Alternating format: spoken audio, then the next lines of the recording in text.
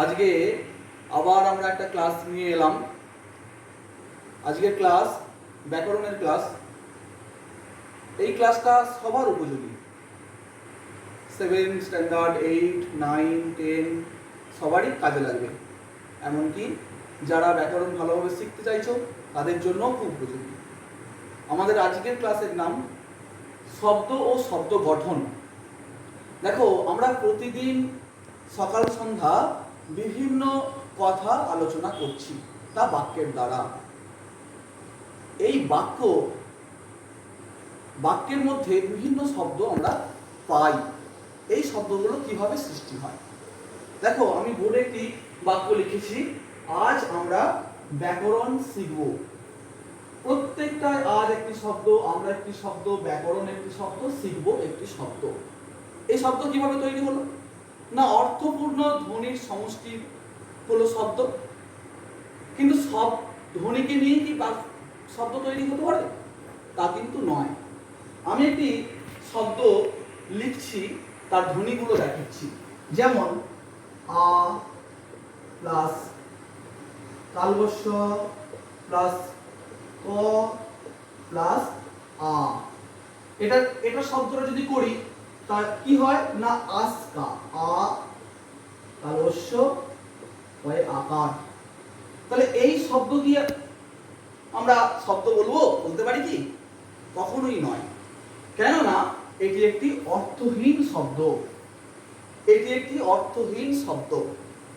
কিন্তু যদি আমি একটু অন্যভাবে বলি, যেমন আ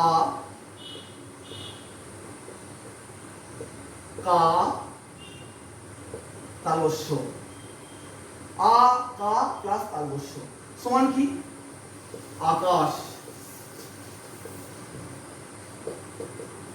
তাহলে দেখো, এটি একটি শব্দ পেলাম, যে শব্দের একটি অর্থ আছে। তাহলে কি প্রত্যেকটা ধ্বনি পাশাপাশি সঠিকভাবে বসেছে এবং প্রত্যেকটি ধ্বনির একটি অর্থ আছে। কিন্তু অর্থহীন ধ্বনি নিয়েও কিন্তু আমাদের শব্দ হয়। যেমন ধরো মা, এই ধ্বনিটা আমরা যদি ভাঙি কি না, ম প্লাস আ, ম প্লাস আ মিলে হয়েছে মা। মায়ের অর্থ কি? না, মাতা বা জন্মদাত্রী, যিনি আমাদের জন্ম দিয়েছেন। ভালো করে লক্ষ্য করো, মাকে যদি ভাঙি ম প্লাস আ, অর্থহীন কিন্তু শব্দ হচ্ছে। আবার দেখো আম, আম আ প্লাস ম সমান আম। তাহলে এটা হলো অর্থযুক্ত ধ্বনির সমষ্টি হলো শব্দ। তাহলে দুভাবে হচ্ছে, একটি অর্থহীন ধ্বনির সমষ্টি, একটি অর্থযুক্ত ধ্বনির সমষ্টি। শব্দ আমাদের দুটো ভাগে শব্দকে ভাগ করা যায়। একটি গঠনগত রূপ,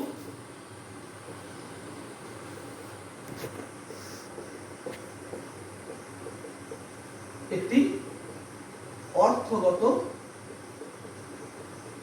রূপ। গঠনগত শব্দকে আমাদের দুটি ভাগে ভাগ করা যায়। কি কি? একটি মৌলিক শব্দ, একটি যৌগিক শব্দ, না একটি সাধিত শব্দ।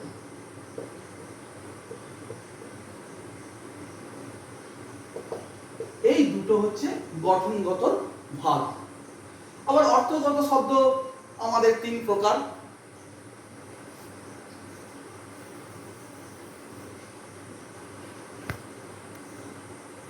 একটা হচ্ছে যৌগিক শব্দ,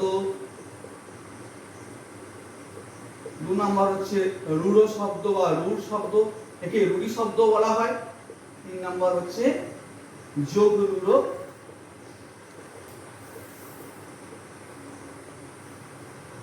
শব্দ। এই শব্দের ভাগগুলো আমরা নেক্সট ক্লাসে আলোচনা করব। তোমরা সবাই সঙ্গে থেকো, ক্লাসে সাথ দিও।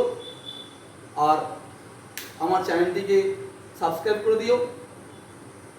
পরবর্তী ক্লাস ধাপে ধাপে আমি নিয়ে আসবো। সবাই ভালো থেকো।